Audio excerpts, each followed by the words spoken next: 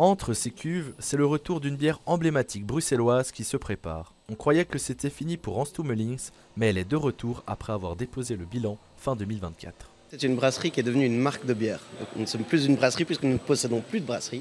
Et donc nous sommes aujourd'hui à la brasserie illégale pour justement faire brasser notre première curiosonneuse de la Renaissance. La Curiosonneuse, une bière qui renaît de son houblon via une collaboration avec Bière de Quartier. On connaît Toumelings depuis des années, pas mal de nos bières étaient brassées chez eux et on était les premiers tristes de voir le projet partir.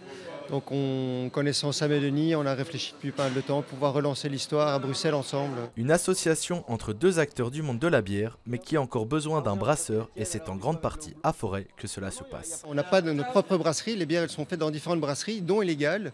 Et donc voilà, le but c'est de continuer de brasser avec différentes brasseries à Bruxelles aussi. Et donc c'était assez naturel de faire la première Curiosonneuse de nouveau en canette et fût, ici chez Illégal.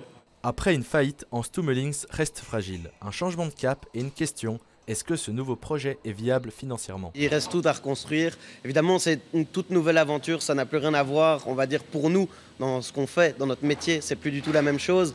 Mais donc c'est une nouvelle aventure qui commence, donc oui, il reste tout à faire. Même si les nouveaux associés promettent que le prix ne changera pas, le goût pourrait être légèrement modifié. Les premières bouteilles sortiront d'ici un mois.